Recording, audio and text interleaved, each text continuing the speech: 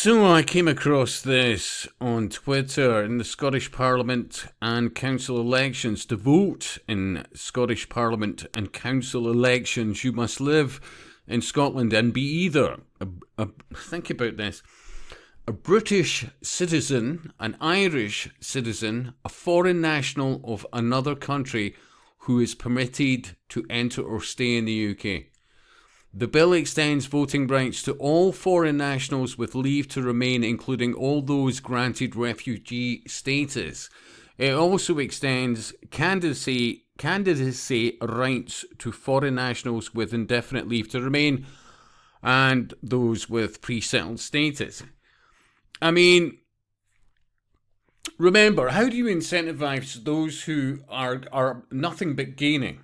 They are literally invading our country, encouraged to do so by the New Age movement, the third sector, various other occult groups, blah, blah, blah, to help destroy the West from within, to bring about, under the United Nations, the UN, on, like another name, honestly, check it out. I'll leave a link to that at some stage. Al Neil talking about the New World Order from about the 90s. Excellent video. But and the level of occultism involved in this, and so few people are talking about it. And believe me, there was great people long before I was ever online who had been discussing this for decades, and many of them are just not around anymore. But it's the enormous, like, it's, I'm not seeing anybody talking about the New Age movement or Theosophy, humanism, the OTO, various others, Freemasonry in general. I'll repeat, many fine people did it before us, yeah, but I'm not seeing a lot of it at the moment, like, I'm not. You know, it's all about space aliens and, you know, whatever gets the views. Or, oh, look what they're doing now, you know, or look what they're doing then, you know. And then they talk about things like revolution, which government has always been set up for. Yeah. And it just astounds me that so few people actually take an interest in, well, the background. How the hell are these people getting to do this? The numbers. You are dealing with about 10% of society when you factor in these interconnected, for want of a better term, religions. Seriously, because it is an occult religion what's going on here. Under the guise of many things, but ultimately, according to some, Luciferianism. But to country. Fair play to whoever this teddy bear individual is. I'll give them a follow. Who literally drops in a link to one individual, in this instance, an individual called Kate Nevins, where she's literally discussing how, she's chuffed as to bits about how she's done the following. And I try and say to people, look, you're dealing with people where this is their job in many instances, or this is their life. This is their belief system, yeah? And vastly funded from things like the third sector, various charities, all the rest of it. There's a whole network of these people where every day of their life, network calls, all the rest of it, and focused on their next, shenanigans. And so few people are actually making any connections. Anyway, under fair use, stopping occasionally for comment. Right, we could start giving reparations to countries that we damaged through colonialism. I mean, straight off the bloody bat, right? People in the UK need to start reading a hell of a lot more. I'm astounded at the amount that don't. It's unless, I get it because of the shortened attention span. Everything's just short clips and, heads and phones and all the rest of it. But I would argue a must that everyone should read is George Orwell's The Road to Wigan Pier, written in the 1930s. not a fiction book. This was him. Well, I'll let him explain it, but believe me, what a book. And it makes you realise we in the UK, native people in the UK, have never, ever, ever had it easy. So reparations, who from? Seriously. The only way you're going to start getting fucked off about this pish is when you realise we've never actually had it easy. Really. I think we sort of peaked about 70s into about maybe the mid 80s, but after that, really, seriously. You know, we could start giving reparations to countries that we damaged through colonialism. A lot of the things that I care about and have worked on in the past are areas of reserved policy, like migration policy. I've worked in peace building, so I. And remember, and it is so true with many of them, the hair gives it away. I'm not the best guy to be saying this, but you know, with the purple hair, the coloured hair, you know what I mean? I mean, they all look like new age hippies, but they really are quite dangerous people, truly. Because they absolutely despise Western values and the things that have made us so successful. And, you know, most of them, when you look into their background, they're absolute fucking dropouts of society in many respects. But then, because through various networks, even through theatre, various other things, well, right, we've got a live one here, let's, you know, utilise her and handle her into a position of whatever. It's never the individuals you're seeing. It's the handlers behind who are truly pulling the strings, like.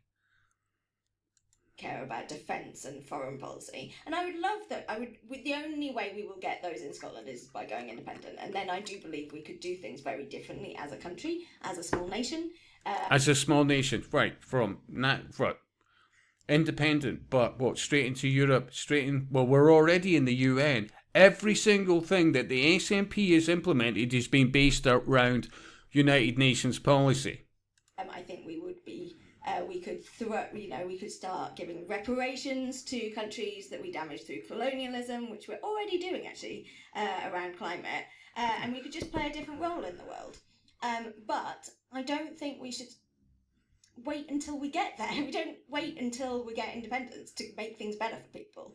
So you know, and I mean, seriously, they're literally destroying the West. But well, carry on. We don't wait for independence to fight for trans rights. We don't wait. Well, now we're at trans rights, refugees, reparations, trans rights, and not embrace anything except traditional Western values, family, extended family. Oh, no, this is absolutely about destruction. For independence to tax the rich. Tax the rich. Look, what was it down south? And I know I need to do a vid on this. We're talking in England about another tax on top of the ridiculous council taxes for houses over 2 million. Oh, apparently in Scotland they're going, oh, we're always doing one better than that. So apparently it's every house over 1 million if they get X, Y, and Z. You know, and of course it'll go through. People, I keep saying this, people don't realise the sheer size of these networks and how well funded they are. Most of the charities are involved in this. This is an occult, interconnected belief system with a direction of travel. Stuff pushed through is that we are quite good as a party, whether we're in power, whether we're in government, or whether we're in opposition. She's basically talking about the network and that it's all science. Think about this. To fight for trans rights. We don't wait for independence to tax the rich. Stuff pushed through. And remember, how many people have got £1 million house? Not that many. Yeah. So nobody gives a toss.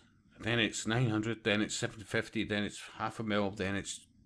And before you know it, it's everybody's house that owns a property. Seriously.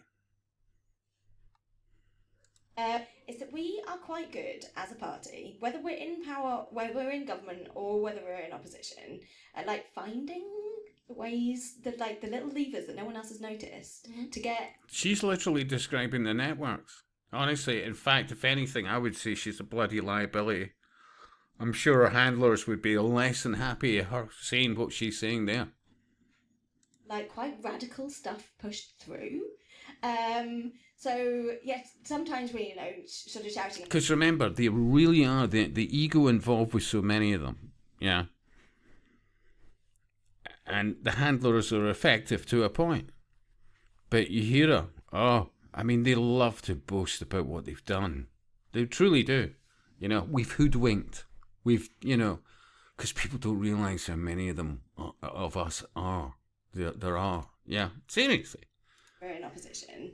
I like finding the ways, the little levers that no one else has noticed to get. The little levers. She's quite literally describing the third sector in this interconnected network. Seriously.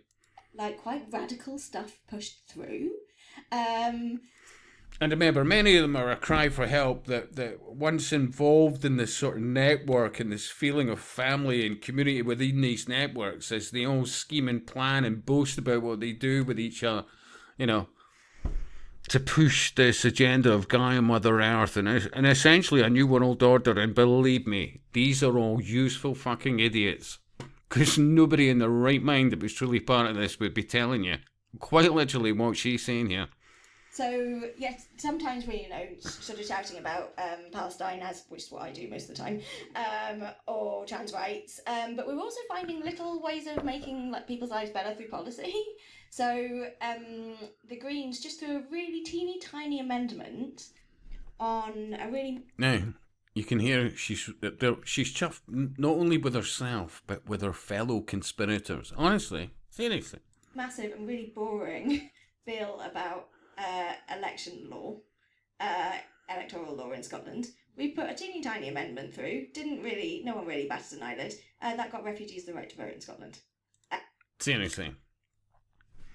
Most people are not looking in the right directions, and many of these popular YouTubers, although make half decent vids, pointing out the blatantly obvious, and oh look what happened there now, and blah blah, and whatever it is, Irish people are not going to be putting up with that, and then they start quoting about various pish.